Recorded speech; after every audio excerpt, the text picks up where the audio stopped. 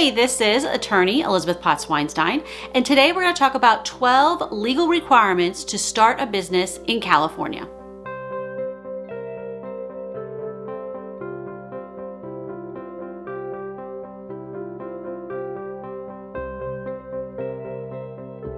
The first legal requirement to start a business in California is for whatever name you're planning to use for your business, you do a search to make sure that there's nobody else out there who has a trademark on that name or is already doing business under that name before you.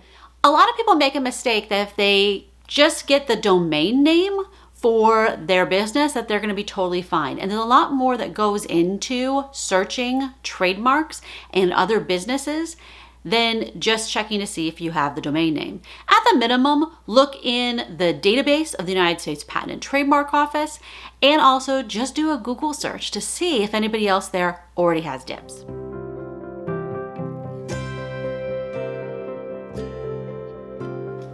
The second legal requirement is to make a decision about what legal entity you're going to use to operate your business. If you don't really make a decision, then you're going to have the default, which is either a sole proprietorship if you're one person starting the business, or a partnership if there's two or more people starting a business. That may or may not be the right decision for you. So you want to think about and do some research on whether or not it makes sense to form an LLC or corporation instead of staying as a sole proprietor or partnership.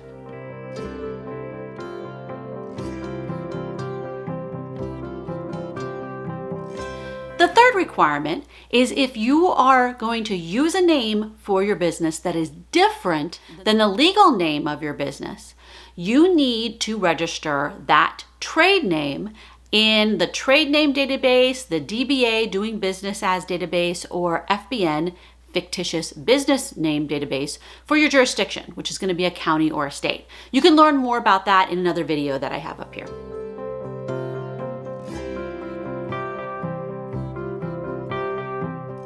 The fourth item you need to do is get an EIN. A federal EIN is an employment identification number, which is kind of like a social security number for your business. It's a tax ID number. You may think, well, I don't have any employees, so why would I need an EIN? And the reason you need it is because you're still going to be doing tax filings and filling out forms, and you're going to need this number all over the place. You don't want to use your personal social security number, even if you have a sole proprietorship, because you want to keep that private. And you're going to have to give out this EIN to all kinds of people.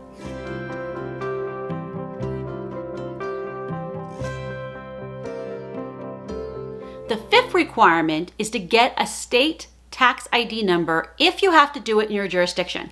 Now in California, you may not need a state tax ID number if you don't have employees, but this is something that you have to look into to see if it applies for you and your business. In some other states, everybody needs a tax ID number from the state, and in some states they just use your EIN. So you need to check to see if that applies to you.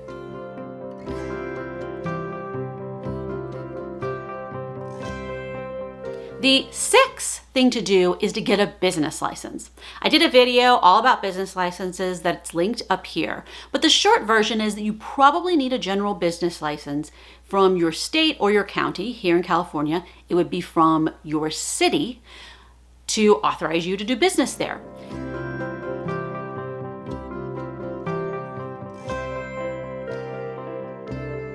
And number 7 is to check to see if you need any special licenses or permits. This typically comes up because of the kind of industry you're in. So if you're selling alcohol, if you're selling food, that kind of thing, or if you're in a professional kind of business, like I'm an attorney, I need to be a licensed attorney to practice as a lawyer in California.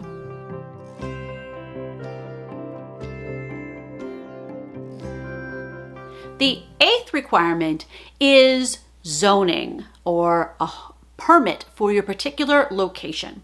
In some places, you need a home occupancy permit to have a business inside your home. If you're going to have a commercial facility or industrial facility, you probably need a permit based upon zoning requirements that allows you to open up that facility and have staff there. So you have to check with your local jurisdiction, so your state, your county, your town, to see if that applies to you. And I did a video about that up here.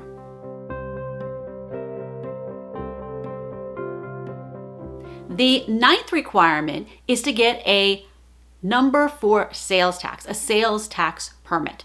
If you're in California and you're selling products, then you have to pay sales taxes most likely on the products that you're selling.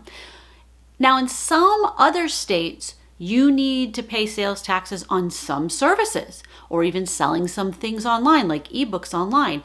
It really depends upon the specific rules in your jurisdiction, and those are the kind of things that can change each year as they're changing the laws, especially based on internet sales. So look into getting that sales tax permit, partly because doing sales taxes, but also so you can buy goods wholesale, because you also get a reseller's permit when you get it.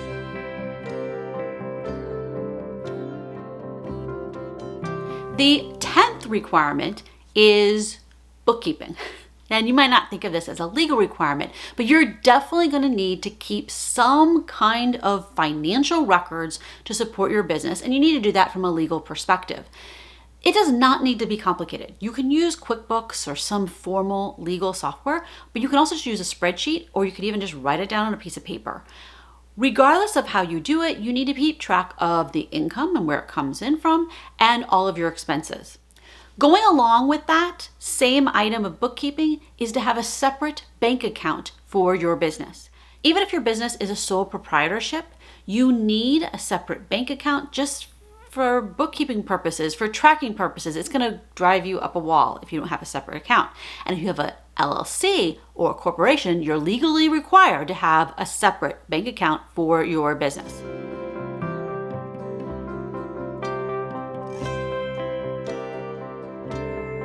Item number 11 that's required is to get business insurance. Now, technically, it's not a legal requirement except in certain industries. In certain industries, you're legally required. If you are driving a car, some aspect of your business, you have to have insurance that's covering you when you drive for business. Other kinds of business insurance you may not legally be required to have by the state or the federal government, but it's a good idea to look into it to see if it makes sense for you, and most of the time it probably does.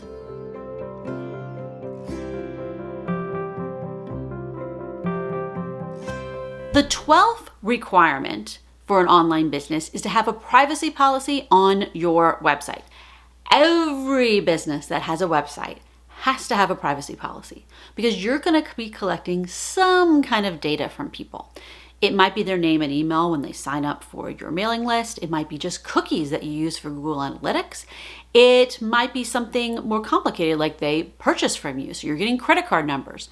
But whatever information you are collecting from people, you have to have a privacy policy that tells them what you're doing with it. And if you're selling stuff to people in Europe, you're going to need to comply with GDPR, which is more complicated and beyond the scope of this video, but it's something that you need to look into.